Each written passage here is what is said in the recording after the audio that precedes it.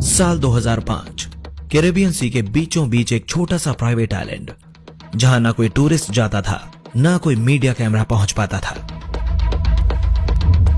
बाहर से ये जगह किसी लग्जरी पैराडाइज जैसी दिखती थी, नीला समुद्र, सफेद रेत और हाई सिक्योरिटी बाउंड्रीज।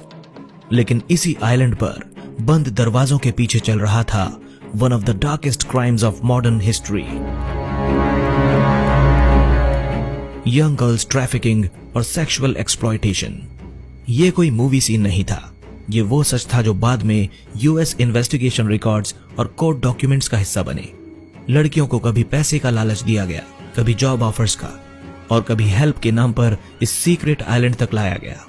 यहां पहुंचते ही उनकी दुनिया बदल जाती थी। चारों तरफ फैसिलिटीज थी, helipad, guest houses, private dock, CCTV like security.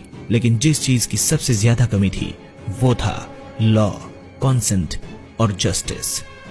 और इस पूरी नेटवर्क के सेंटर में था एक नाम, जेफरी एप्स्टीन। एक ऐसा व्यक्ति जिसे पब्लिक इमेज में एक बिलियनियर फाइनेंसियर और एलीट सोशल सर्कल का इनसाइडर कहा जाता था, लेकिन जिसकी असली पहचान सालों तक शैडो में रही।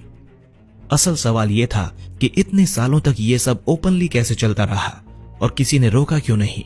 जब फ्लोरिडा के पाम बीच में कुछ टीनेज गर्ल्स ने पहली बार पुलिस के सामने शिकायत दर्ज कराई, तब किसी ने सोचा नहीं था कि यह मामला सिर्फ लोकल क्राइम नहीं रहेगा।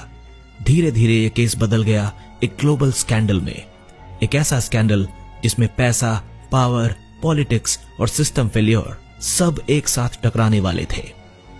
और फिर आया साल 2019। जेफरी एप्स्टीन को फेडरल लेवल पर दोबारा अरेस्ट कर लिया गया, सेक्स ट्रैफिकिंग ऑफ माइनर्स और कॉन्स्पिरेसी के सीरियस चार्जेस के साथ। लेकिन तब तक बहुत देर हो चुकी थी, क्योंकि जिन लड़कियों की आवाज सालों तक इग्नोर की गई थी, वे अब एक ऐसे सवाल में बदल चुकी थीं जो पूरी दुनिया से पूछा जा रहा था। यहीं से शुरू होती है ये कहानी, एक सीक्रेट आइलैंड से लेकर जेल सेल तक, और एक ऐसे आदमी तक जिसकी मौत ने भी सच को दफन नहीं किया, बल्कि उसे और ज्यादा मिस्टीरियस और डेंजरस बना दिया।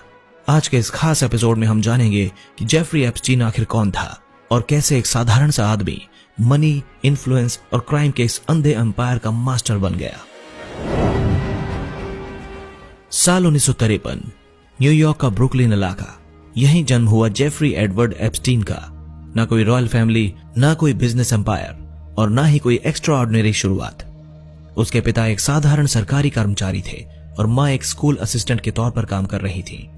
बाहर से देखने पर यह एक बिल्कुल मिडिल क्लास अमेरिकन फैमिली थी,